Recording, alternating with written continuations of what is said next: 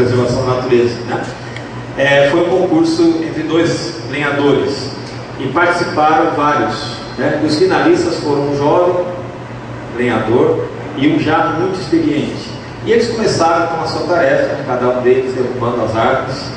E o jovem lenhador, por ter mais força e capacidade, vitalidade, foi derrubando as árvores que ele viu na frente, sem nenhum critério, né? Foi derrubando com toda a força e ficava contente a cada árvore derrubada.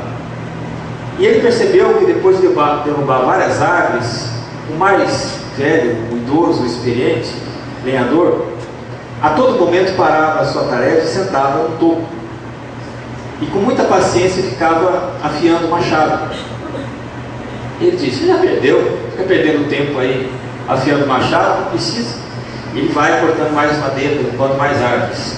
Bom, no final da história, depois que é dado o prazo final, vão contar as toras de madeira que cada um derrubou.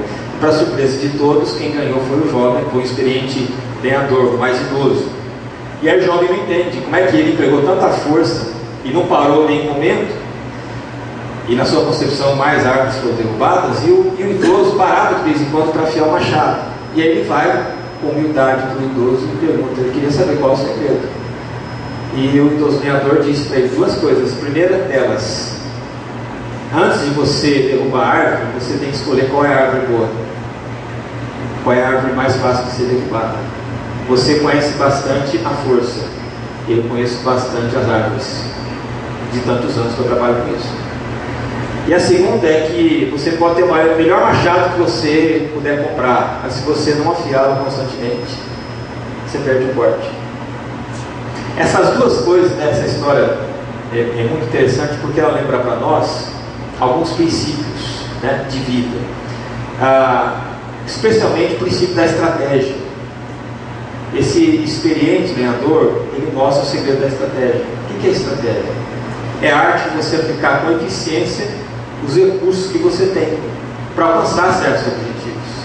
Não adianta você querer alcançar os objetivos se você não tem a estratégia certa. Você pode ter melhor equipamento, você pode ter a melhor condição, você pode ter as melhores ferramentas, mas se você não tiver a estratégia certa, você não vai conseguir alcançar o seu objetivo. E de maneira geral, amigos, todos nós usamos estratégia, não importa a área de atuação de cada um aqui. Em qualquer área, em qualquer momento da vida, a gente utiliza a estratégia. E a estratégia, ela evita que a gente se lance a alguma coisa, algum projeto, alguma proposta, antes de fazer um balanço, de analisar os prós e os contras, para que a gente não venha a sofrer fracasso. E Jesus falou muito sobre estratégia. Jesus falou, por exemplo, em Lucas 14 o seguinte: quem de vocês que pretende construir uma torre, primeiro não senta para calcular se vai ter os recursos suficientes para concluí-la? Porque pode ser que, se começá-la, depois não ter os recursos para acabá-la, vai deixar no meio do caminho. E aí todos que passarem vão dizer: olha, esse homem começou a fazer a torre e largou no meio do caminho, como muitas obras estão por aí no Brasil, né? Falta de estratégia, de planejamento. Jesus fala assim também: qual é o rei que vai para uma guerra sem primeiro contar o seu exército, sem primeiro contar as suas armas, sem primeiro saber se ele tem condição de enfrentar 10 mil, ou se ele precisa de 20 mil para enfrentar 40 mil? Tudo depende da estratégia. Jesus fala sobre esse princípio geral no Evangelho de Lucas, no capítulo 14. E Salomão, como nós vamos ver no texto de hoje, fala muito sobre essa questão da estratégia de pensar antes de falar, antes de agir. Sabe qual é o problema? É que grande parte de nós age por impulso.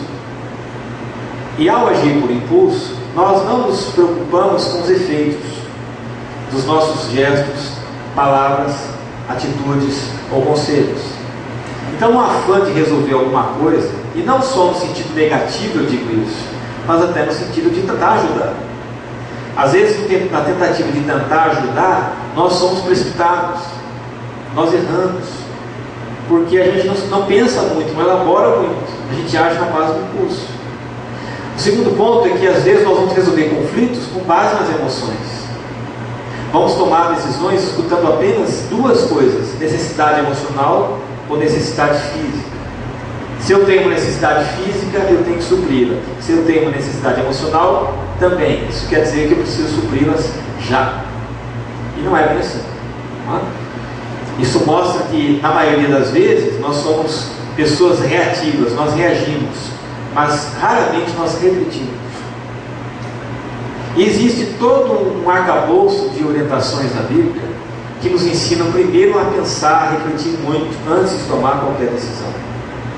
A outra coisa é que sempre existe alguma coisa ou algo novo para aprender em cada acontecimento da nossa vida, da nossa história.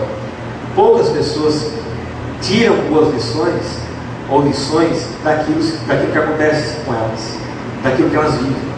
Esse é o nosso erro. Às vezes nós acumulamos determinado sofrimento, mas não somos capazes de elaborar esse sofrimento para dizer o que eu posso aprender com isso, o que ele me ensina para a minha própria vida, para a minha própria atitude, para o meu próprio comportamento.